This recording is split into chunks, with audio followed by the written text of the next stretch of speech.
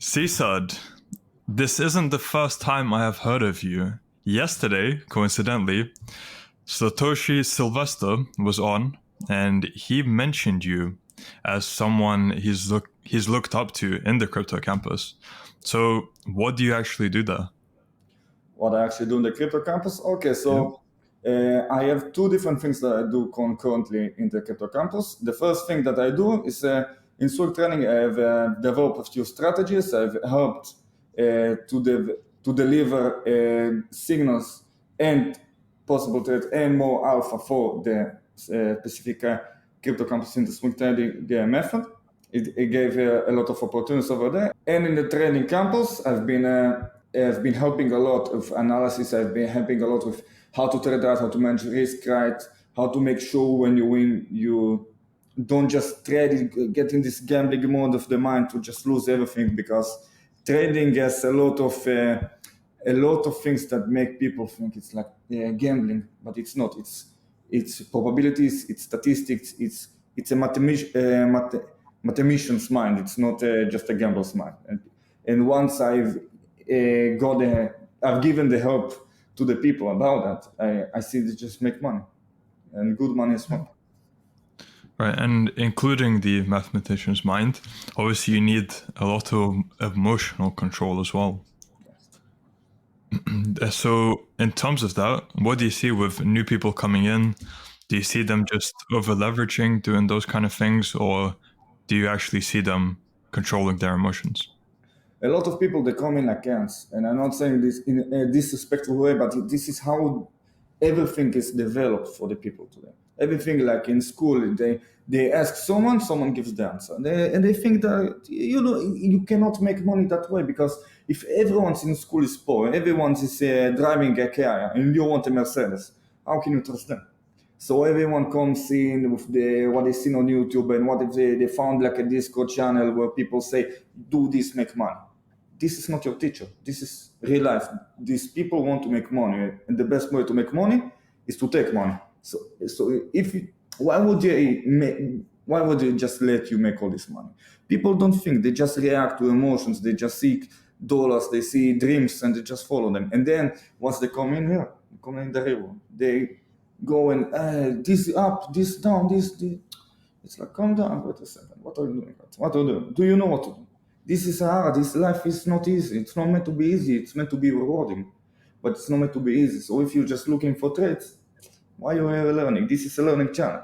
So they come in, they over leverage, they lose all the money. They think trades like leverage. What is leverage? Leverage is just a tool. It's not something to depend. You put all your money in. You think this is going up or down. This is gambling. No. What we do here is we make a proper strategy. We make something that is actually valid, is actually okay. You use it and you know what you're doing with it, and then you can start making money. But it's not an easy process. It's a hard process of hard-working men, but we are men in the end. We're not children. We don't look for answers. We bring our own answers. Interesting. So have you completed Adam's Masterclass? Yes. Okay. That just reminded me of something Sylvester was saying yesterday, where some of the questions that were asked weren't actually in the course. You needed to think for yourself, do your own research to actually answer them. And he didn't realize that at the time, so he just redone the whole course. But yeah, what you're saying, like they incentivize you to think for yourself. Yeah. It's a must in life. In general, if people think they just can ask everyone, then everyone will ask. Everyone will be a millionaire. But no, now in this life, and we have McDonald's, we have this, we have that. All the bad food, all the bad things that happen to your mind, all the sicknesses, all the pills. Do you think they really care for you? Do you really think they are here to give you something? In the real world, it's simple. You pay $50. You get information. The deal is already done there. But if you think they make you a millionaire, for their own need, why would they do that? I say you are not only incentivized to think, you must think. Right. Very interesting. And considering everything that's provided for you within the real world, why do you think they charge the $50 for all the value? I think people don't understand the value that money is just money. Money is paper. It's nothing meaningful. And if think about it that way, what do they get for money? Money is everywhere. Andrew Tate has millions, billions. I don't know how much money, but do you think they really need your $50? But what the people really need, what Andrew Tate understands as well, is that the quality of people must rise in order to have some change or to make some good. If he can, or someone else in the campus, or anything in the road itself, can make sure, not everyone, no, there's never 100%, right? But even out of 200,000, 50,000, 50 people, if 15 of them become like multimillionaire, it's incredible. Think about the school system itself, like millions of people coming. They just want, how many of them are millionaires? Basically almost never, but in the real world, how many people can actually make money? But not only make money, how can they use the money to be actually substantial people, to give quality back, how to help, how to be good people and good members of society? That's where the real value in. The $50 is bullshit. But having quality of people actually doing something, that's something incredible that people just don't appreciate with their materialistic mindset. Right. Which is conditioned into them through the school system and just everything else they consume throughout the day. All their conditions is like, okay, he has shoes, he has Nikes, he has... Fuck the brands, seriously. Like, if you're all mind, just look at it like how it was back in the days. Like you are wearing a very nice suit now. You are a suit though. It's not like Nike here, Adidas there. It doesn't matter. But people just buy like hoodies or buy these clothes for incredible amounts of money. Like what are you doing? Do you think this will get you pussy? No, it won't get you pussy. Maybe it'll give you a guarantee you maybe a few months if you're a gent. It doesn't work that way. Like if this is your focus, it doesn't work. You need to... Okay. Yeah. And that's something the real world teaches to, again, think for yourself. And we've heard that a lot on the interviews, that people come in, maybe they're absorbed by video games, just a lot of distractions, everything. And then after some time in the real world, boom, they become killers. Yeah. By that, I mean in their field, just very experienced people. So yeah. And I have over 100 interviews proving that now. That's awesome. So moving on to, how different is the material, the learning resources within the real world compared to what you can find out on the internet? The biggest difference that I found is, okay, first of all, the quality of the information. Quality of information is top tier. It's top tier not only because people need to understand this too. It's not like because it's only available in the real world, but the real world is the only place when you get punished for using it wrong. And people need to understand that simple fact a lot more, in my opinion, because what happens is, like, let's say you learned about postmodern portfolio theory. That's good. You know postmodern portfolio theory, you know about this ratio, that ratio. What do you do for the ratio? The real world doesn't only give you the information, but it makes you use it the right way. They actively force you to know what you're doing and to actually use it. You don't just do what you feel right. You actually apply, you take the information, you apply it right. And if you don't apply it right, you actually get called out for it or get the help you need. And that's the biggest difference. Good. So we're still in cut phase. I just wanted you to redo just so I remembered what I wanted to follow up with. So I'll cut back in now, or maybe we'll use what you just said with what you said before, if it works, because yeah, it was a nice answer. Now, okay, so cutting back in. Just to clarify, how long have you been in the real world? Actually joined the real world in September. What I'm actually looking to do is just start with the freelancing campus.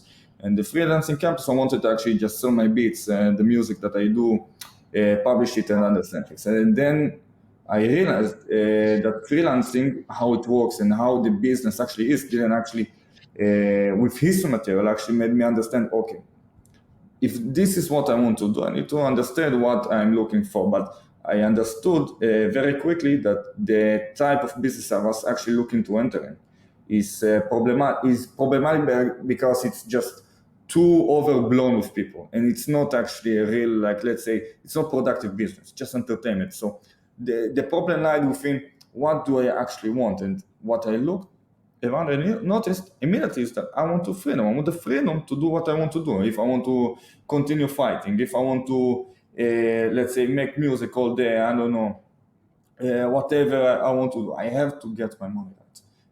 I have to get my money right and then to go to work, because that's how life is. You need the resources.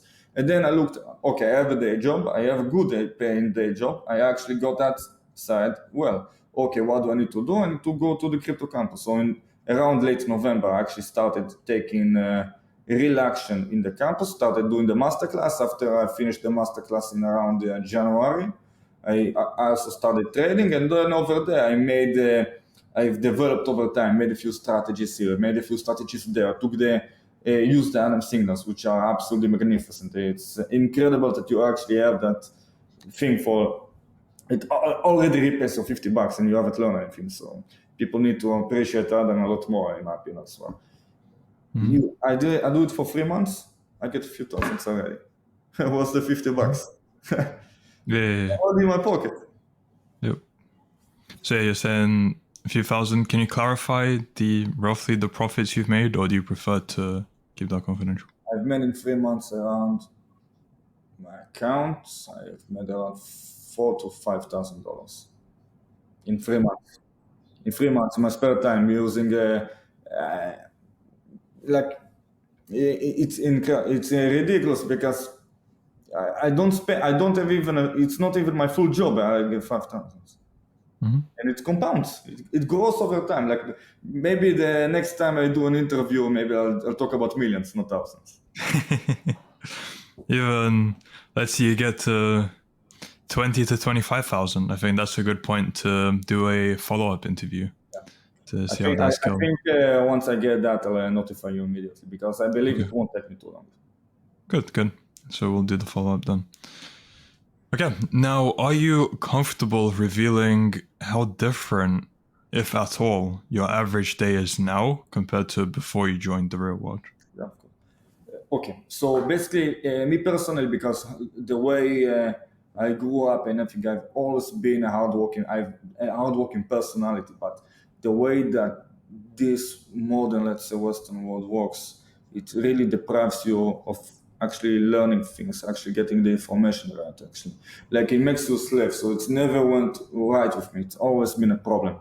It's not for me, because just as Andrew says, some people are meant to do special things, and for me, the special things that I wanted to accomplish, I could not do it, because how the school system programs you is that you have now this thing, that this thing is just a bill, just a dollar bill, and you live for it, and you go for it. How do you do it? You go to university, you do this, you find a wife, she divorces you because she found a new guy, whatever. Like the premise of modern life is stupid. Like, you have to be really stupid to believe it, and so many people do.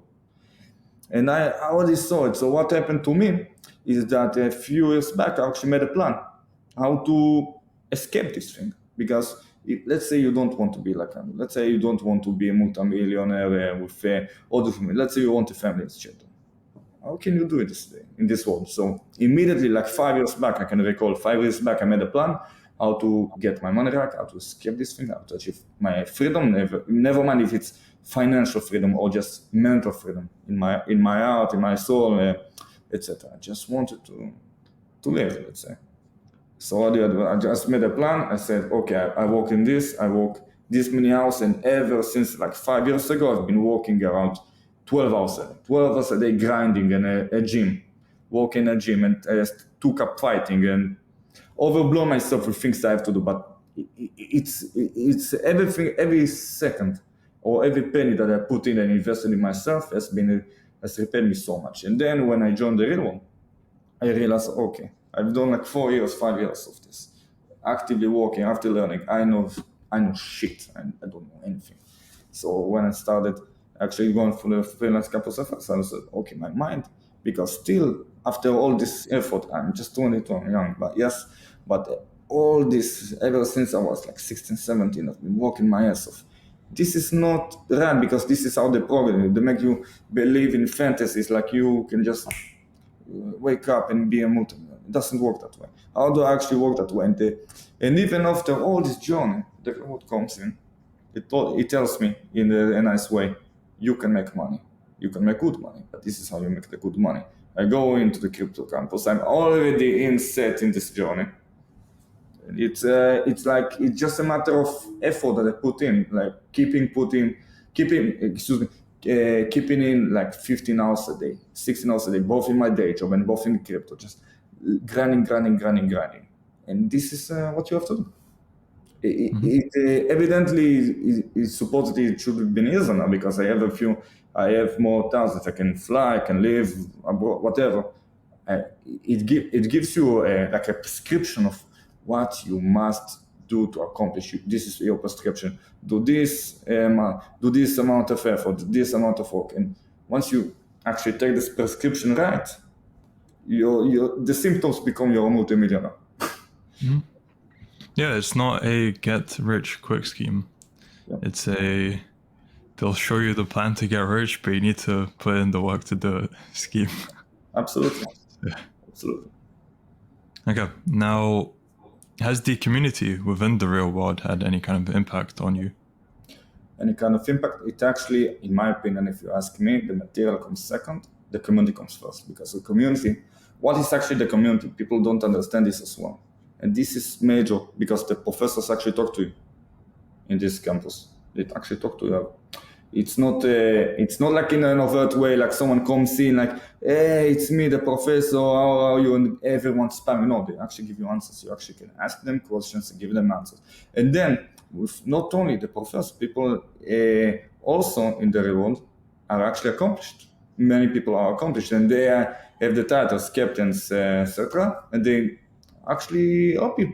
You have a question, they answer as well. So basically, the way the real world is actually put in with the service, that there are actually a multitude of people that have accomplished that dream, that is financial freedom, etc., that actually know the stuff so well that they have been selected by the professors themselves to help you.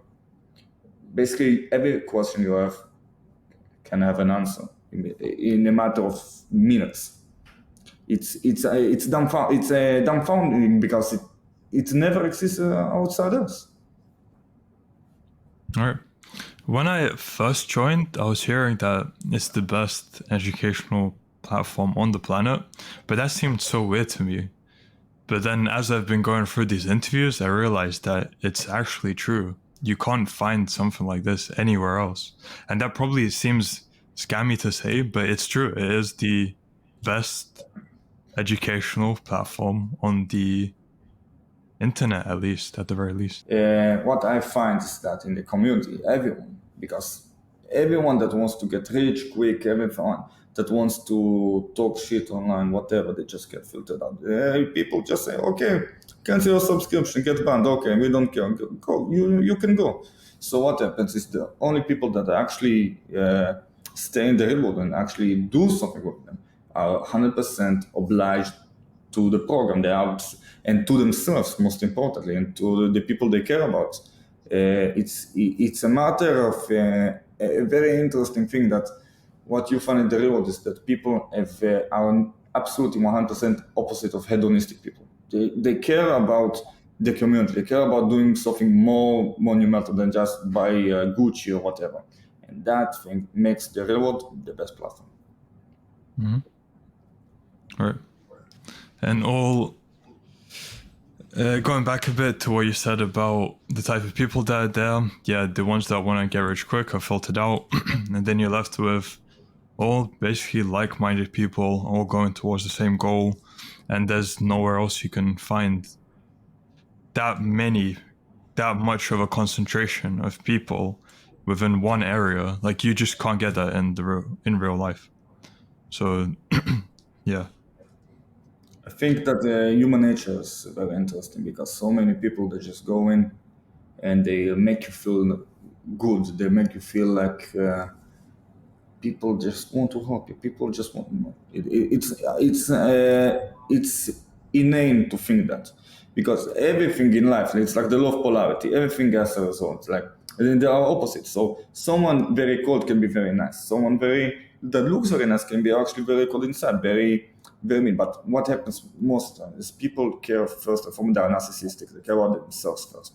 So if you go throughout life and you want to meet this person that will get you the millions, or this person that will get you the girlfriend you want, it never happens. It never happens because like attracts like, and this is the most important law of life that I can advise everyone to follow. Like attracts like. That means if you're high quality, you will find yourself around high quality people. If you want to be a multimillionaire, you'll find yourself with people that want to be a multimillionaire. But it doesn't mean that you'll be a multimillionaire. You have to already become that person in order to attract these things. It's not like a manifesting thing. It's just a law of behavior and mental conditioning, and actually taking the physical frame of yourself and making sure you're strong. Because what happens is I see so many people, especially young people, they just go, I want to be a millionaire, but then they smoke weed and then they go masturbate to porn or whatever. Do you think that someone like Andrew Tate is going to look at you and say, "Oh, I want him to be my next best friend," or "I want him to go to my yacht and have the women"? It never happens. So you have to become that person first. You have to become that person, and in the real world, you find that people actually actively become that person as well. And you can see that if you look at the opposite end, as you're improving yourself, people who were your friends before, they'll start either getting jealous or maybe feeling inadequate seeing you improve and them not improving. So they'll start putting you down or something along those lines. So you're basically starting to get above them in terms of level, not sure how else to say it. So you can see then they start to resent you in a way, but then that's where you find new people who are on your level who will motivate you to continue improving yourself. So yeah, you could see before when your mindset was different, you were fine hanging around with those people. But then as you're improving, that's it. You've moved on from them now. You're on a different wavelength and you'll find people around you who are on that same wavelength. So as you're saying. Yeah, what's funny? It's that one. It's the same like attracts like thing, because sometimes you just make something monumental, but sometimes you do make a change. When you make the change, people want to see you succeed, but they never want to see you be better than them. And not only that, they always want to make sure your success has their ego attached to it, some credit to them and whatever. But when you make something from yourself by scratch, your own personal success, they see it as glory. And what happens immediately is that people will resent you because they are weak-minded people. They don't have the ability to honor their brothers. It doesn't matter if it's a blood brother, but they don't have that honor themselves. And what happens is that they resent, they go in the hedonistic, narcissistic way of thinking. Like, why did that not happen to me? And people always want to go to that, in my opinion, a bit like Disney, like movie, where they actually think that someone just got the things they wanted or strive for. And sometimes it does happen. Sometimes people do get some things that they don't deserve, but they lose it because you have to be that strong person in order to get anything that you want. You have to be that smart-minded. So if you do go to that journey, as David Goggins said, I like his quote a lot. He says, "Be prepared to be misunderstood so much if you want to actually do something great. You have to understand that that's like a pathway. You want to be on the top tier, or you want to be at the bottom. In the mid, there's no middle. It's like you go from there. You go struggles, whatever. But when you reach the top, it all makes sense." Okay, so happy with this discussion one. I would like to bring it back into the real world. What was the biggest challenge you faced when you first started out in the crypto campus? Biggest struggle I had is actually, again, mental control. Because what happened to me at the start is like, you go through all the material and you go through all the things that you wanted to learn, and then it's like, what's the money? Then what's the money? Because you learned then, but it doesn't work that way. So at the start, I thought to myself, am I doing something wrong? I should be earning more, but no, it just takes time. So the mental struggle was patience for me. Patience But as we say in the campus, you pay patience. You use patience and you get paid. So it takes time. It takes time, and that for me was the struggle at the start. But as I progress and as I learn more and as I understand more, I just know sometimes the best way to make money is just wait. What have been the three biggest lessons you've learned from your time in the real world? Okay, the first lesson that I learned is patience because you need to have a plan and then you have to act. But you don't just act of emotions, out of, I have to immediately do this trade or do this thing or that thing. Things take time, whether we want it or not. What we are looking for is optimization of time. It's not just speed running because then we will be millionaires in a day. But it doesn't work that way. It takes time. It takes progress, and it takes a mental strength that you have to develop in order to get something. The second thing that I learned is that if you want to be actually good at something, the best way to do it, this is the method I found best, is to give. That means if you just go in the real world and you just ask, oh, please, what's that answer? I need to answer, I don't know. How about you answer people questions? How about you help them instead? Once you help them instead, you realize you know about more because the true knowledge comes from being able to actually explain what you know, not from listening to it. The third thing that I've learned, that is, in my opinion, it's not like the most critical thing for people to know, because it's not a requirement. But in my opinion, if you want to make the most, you should know how to read, and that's something that I put a lot of, for me personally, a lot of weight in, because what happens is that people like to take definitions of words or whatever they think from what was programmed to them. That means if, let's say, you read in a high school a book, they told you to read a book, what happens most often times, and that's in every Western country, is that your definition is wrong, the teacher's definition is right. So people take a lot of definitions of words and all these things from people, but they never think about what they mean for themselves. And that means if, let's say, Professor Adam writes, you should know how to think, but you should not do discussionary training. They think, oh, okay, I need to listen to Adam. What makes you think that? It's like, do you understand the words? Take a step back, read a few books. In my opinion, it's incredibly important. You should always know how to read what you read. Have every definition of words that you see for yourself. Don't just use whatever translate or whatever words that people told you. This is right. This is it's bullshit. No, listen to. You should know what the words you are reading, and that way you can infer best what you actually get, what type of information you are getting. Because once you actually know that, you see what Adam writes makes sense, what Michael writes makes sense, what Siddharth writes makes sense. But you actually know for yourself, you can actually go and think freely of what they said and react to it freely, but stoically, with proper mind to understand what they're saying, but without just emotionally, no, I think this right, this wrong, this no, nobody cares about how you feel in this world. You should get that under the control. Mm-hmm. And yeah, through that, the mindset of a lazy person is they just want to copy what the professor does. But someone who, what they're trying to teach is for you to think for yourself. So not following like the teacher if they say something is right or wrong, but actually learning for yourself and having that based understanding to then be able to judge for yourself if it's right or wrong. That's what you were saying, right? Oh yeah, it's a good way to define it. Pardon? It's a good way to define it. Okay, thank you. And yeah, great points by you as well. All three, very well answered. Now, what would you say where do you see your life heading in 6 months to 1 year now that you're on this trajectory? 6 months of 1 year, we can actually put a note for it for the next interview. What will come soon? 6 months to 1 year, I think I transform myself completely.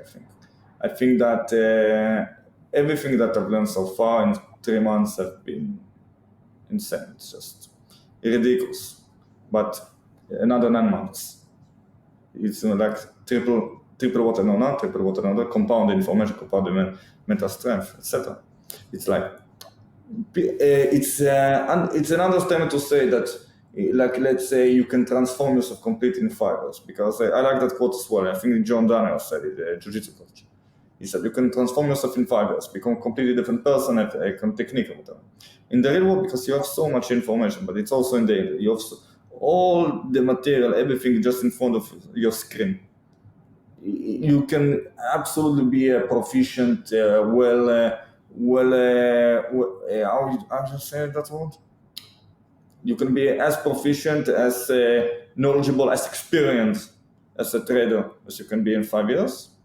But you can also be good in 3 years. But when we talk about the money that we want, or the money that we need to able to take care of our family, etc., as Dylan says, you need to take a month, let's say. You are taking $10K a month.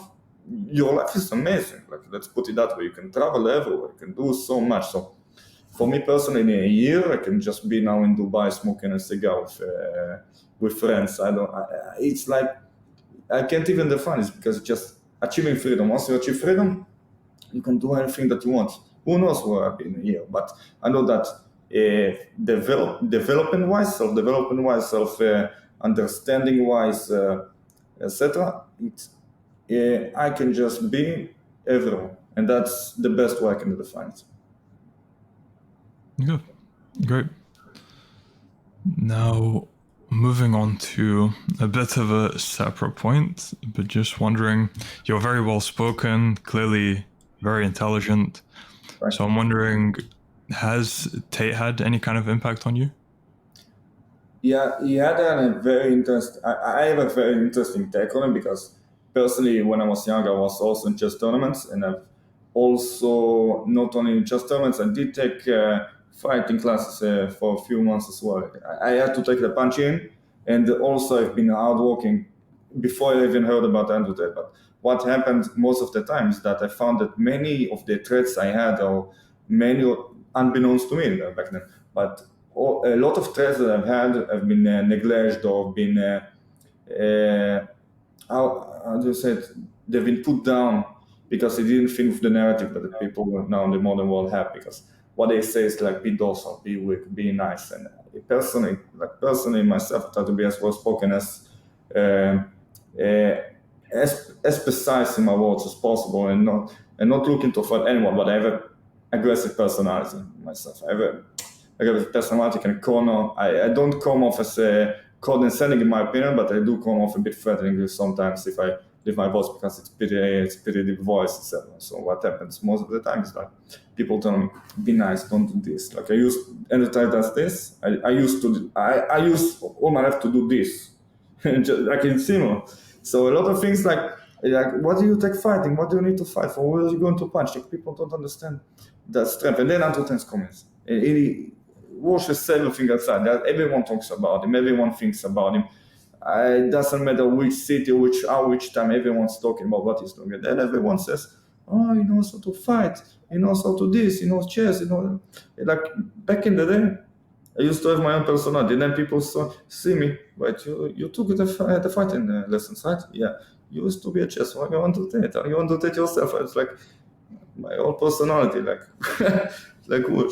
Because it's like the education that we get as a family from where personally I come from. It's like, skills, chess, all these things. Like, this is how the world used to be. And to that, from what I've seen from his father, the interviews he did from his father was very well spoken, very smart, very intelligent.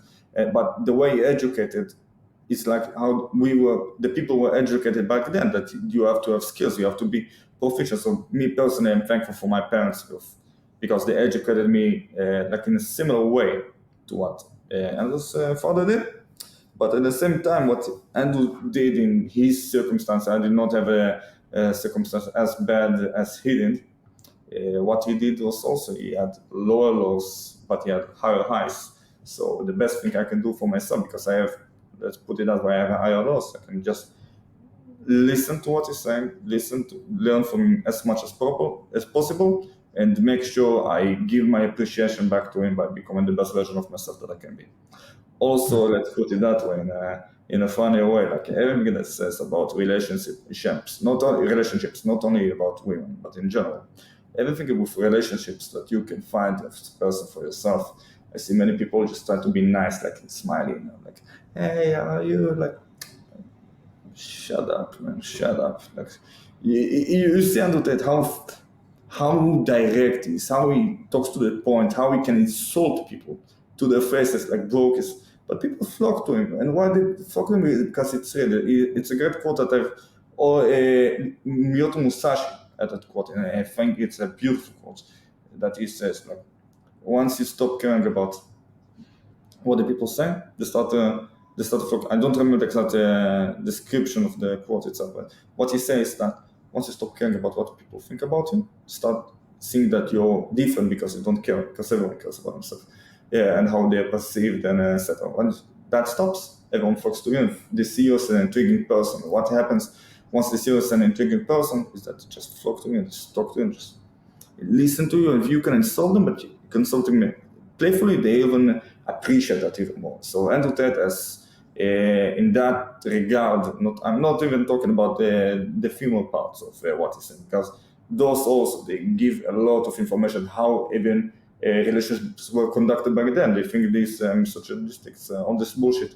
But this is how you conduct yourself as a man. In general, you have a target, you have goals, you have responsibilities. If you have responsibilities, you have control over the responsibilities themselves. That people cannot comprehend because they want people to tell them what to think. They want this relationship, this girl to love them because of who they are and not what they did. So a lot of these things, they get to the point where everything that Tate says is wrong because it makes them feel a certain way, and everything that he says is right because they make them feel a certain way. But if you listen close to what he says, what personally for me really changed the perception for the things that what I did that was right and didn't go with the response of the people was actually okay and was actually good, not because the people, Andrew Tate says it, but because it really gives you the understanding that if you want to be something in this life, if you want to do anything, first thing you have to be yourself, yes, but you have to be strong and you have to be fluent in the way you speak. You have to be a good communicator. You have to be so many things as a man itself, by that itself.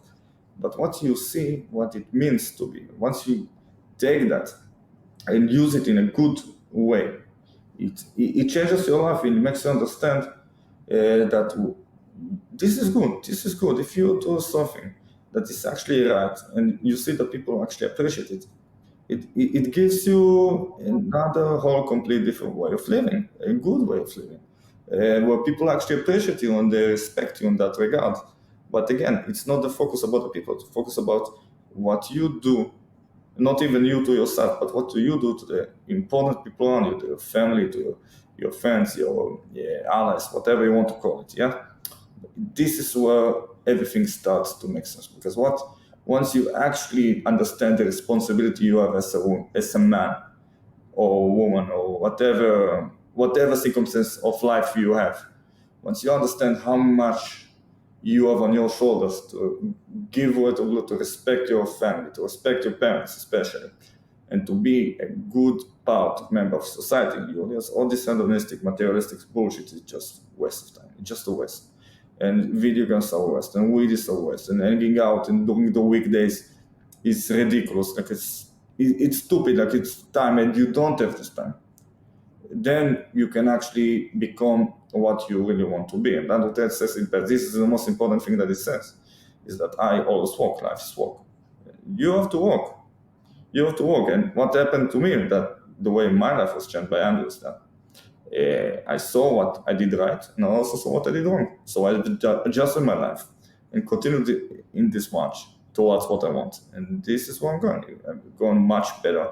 I'm much more optimal. My brain, I feel better mentally. I feel better physically. I never miss a workout unless I'm sick or whatever. It's these things that really change everything about it.